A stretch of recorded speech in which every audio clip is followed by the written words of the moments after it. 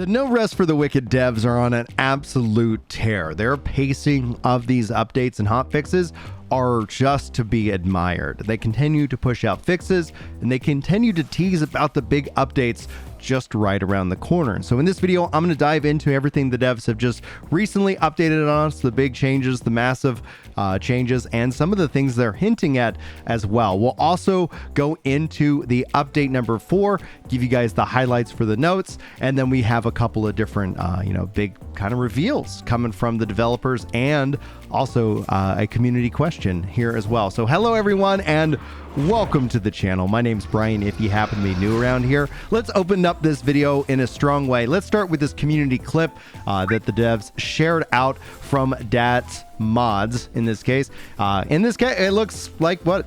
Gatling daggers, perhaps?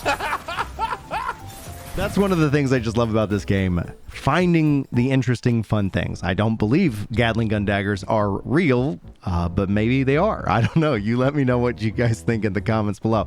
Speaking of which, I want to say a special thank you guys so much for the support of the content and the channel over the course of the last week, really. Pushing the channel over 78,000 new subscribers. So welcome in, guys. 370 of you guys in the last 28 days. Means a lot. Also, more than that, thank you guys for the 140 comments and the 384 likes on yesterday's video. That really is just mind-blowing, so thank you very much.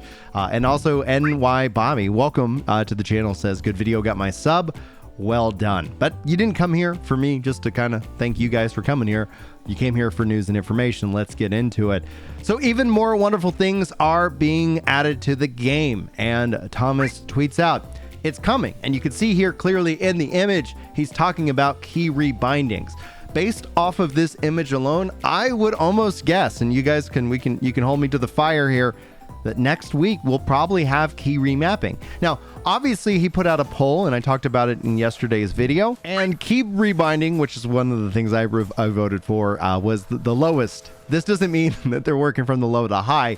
In terms of speed and velocity, these things have already been worked on, so it looks like key rebinding is going to be a major thing that gets added. But they're continuing to do performance updates and inventory management, quality of life services, I think are going to be really interesting. And so we'll just continue on. Now, I do realize, because some of you guys have said, hey, are there more quests? Are there more bosses? I get it. It's a good time to bring up the roadmap. For those of you who have not seen, the first major update is the multiplayer update. The second major update is the breach, and the third major update is obviously further improvements, and who knows what else beyond that, because they are talking about adding in a bunch of content to the game. So right now we're in just the early access phase, and there's a lot to, I guess, enjoy about how they're approaching this, but we'll talk about that in the discussion section of the video. I want to focus in on first some of the enchantments. Thomas tweets this out. Folks, let's talk about enchantments. So far, we've shipped a basic suite of enchantments, and they already offer good amounts of freedom, but I'd like this stuff to create endless possibilities for players. Players should be able to chain effects together and be able to drive heavy into the meta. And I'd also like to introduce a feature enhancements like enemies explode on death as a positive enchantment on cursed items, so that every time you kill an enemy, they blow up shortly after, which deals splash damage to any and all the surrounding enemies, but could also damage you, the player. Now feel free to throw out crazy ideas and tell us what wicked enchantments you would like to see so that they can fulfill your role-playing fantasy. For me, I weighed in on the subject. I'd really love to see enchantments give you minions or pets for the fight. So he asked, do you want to play a Necro? Okay, heart. And I said, for me, for those of you who don't know, personally, the Necro vibe isn't really kind of my thing. I enjoy the Hunter Druid vibe way more, which Thomas replies with laughing. ARPG fan who doesn't like necromancers? Heresy. And I think that's fair. I think that's absolutely fair. If you guys want to check out the thread, the link will be in the description. And please go tell him what you want. I think the devs are having as much fun as we are having playing this game, and I think that's a good thing. Now let's dive into hotfix number 4 for the patch notes. Obviously, Kuro over on the site and in Discord tweeting them out, putting them out there in the world. We've got performance improvements. They fixed a leak with the CPU calling, bounties and challenges updates. Bounties and challenges will no longer be deleted if you choose to abandon them. They added a confirmation button when choosing to abandon challenges. This has affected me individually. I thought I was actually like contributing, but I went too quickly and ended up abandoning a few things, and I was like, oh wait, I'm doing it wrong. So I'm glad to see them adding that. They have balance changes for damage on parry on the enchantments has been adjusted. For loot changes, they adjusted the loot drop rates from chest, and they added more furniture to Whitaker's shop. Now, Kuro follows this up because the community was asking, like, what do you mean by you adjusted the drop rates? And he says, the chests have had their drop rates adjusted to spread at loot out better. Edit, this is still random, so no guarantees on drops, but it should be better than before. So we'll have to see how you guys feel. Honestly, I haven't really complained. I have no issues. I feel like there's a lot of chests in the game, so it's always kind of fun to see what I end up getting. In the bug fix category, not as massive as Hotfix 3, but still some updates. Fixed nameless pass cranes that still weren't rotating correctly in some of the existing realms, and their position basically is going to be reset. So this was a fix that went in, but some people were still having an issue, which they give an update on, and it's good to see that it is in place now. They fixed the sell value on raw and refined materials at vendors, still only being 1/4 of what they should have been. They fixed the channel rune icon not showing up when the player has no focus, and then they fixed a focusing on gain hit enchantment text displaying larger than the number was intended. They fixed incorrect levels for some of the items at the vendors. They improved collision at Mariner's Keep Tower area or arena, and they fixed typo and interaction hints for Eleanor's door. So those are the updates. I think that's a pretty solid hot fix 4. I think it's going to be interesting to see how frequently we get the hot fixes as things kind of settle down into kind of a good pacing, but also as they tease out, hey, key remapping and, you know, this feature or that feature, what is their cadence of those updates? And that will actually tell us a lot about their process. As a software developer myself, I do kind of understand and I can kind of see behind the curtains somewhat, so it's always kind of fun to see what other teams are doing and how they end up rolling out that delivery. Now, Thomas goes on to talk about early access, why they feel like it was the best choice that they could have made, because not everybody likes early access games. Now, his original post was incredibly long, but I wanted to bring it up because of PlayStation and Nintendo gamers out there. Now, technically, you can actually play No Rest for the Wicked on Xbox through GeForce Now, but also Xbox does support early access games, much like Steam. So there's just that additional thing. Take a look at Palworld, for example. Steam early access, Xbox early access. But that being said, people had questions. And so Thomas tweets out, he says, to the effect that we need to see PlayStation and Nintendo America also embrace early access. The industry is changing at a rapid pace, and holding on to things that were the norm 5 to 10 years ago is too restrictive.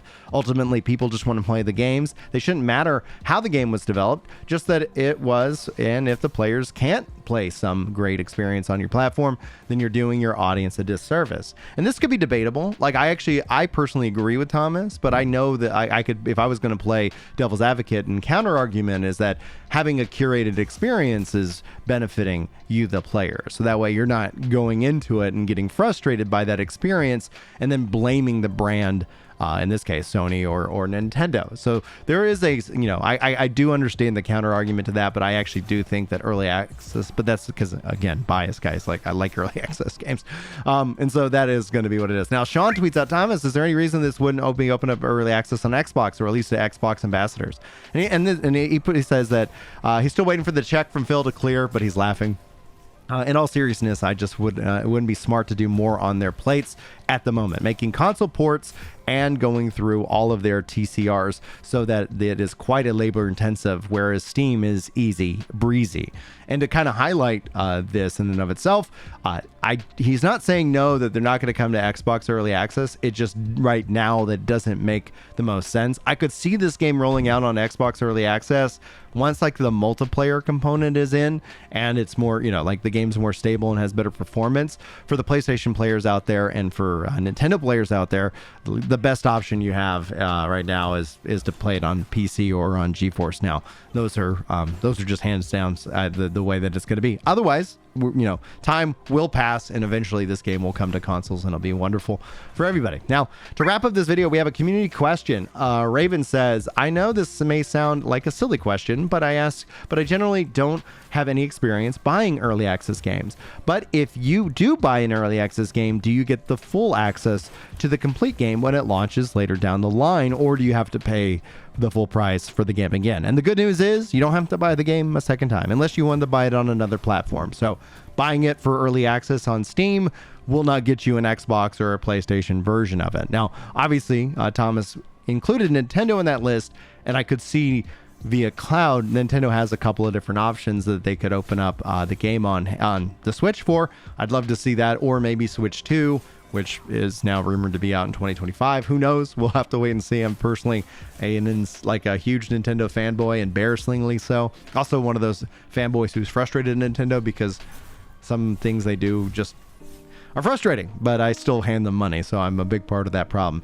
Anyway, that's the good news. You buy it, if so, and as soon as when the game comes out, it probably will go up in price.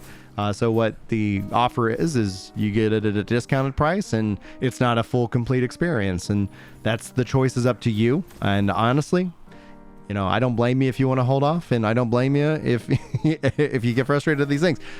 For me, I just find joy in seeing how these kind of projects evolve. Now, that's it for today's video. Thank you guys so much again for your likes, your subs, your shares, but more than anything else, your comments. If you want to get involved in the Discord, top link in the description. I have a whole new section for No Rest for the Wicked, so that way we can discuss it. We can hopefully be teaming up when the multiplayer stuff goes live. If you want to be a part of this community, we consider ourselves pretty casually hardcore, meaning we have jobs, families, and lives, but we also really love video games, and it's just about striking that perfect balance. So we're pretty low chill. Like if you can't, jump in and play, every once to 6 months, it's like, we get it. Like that's my life too.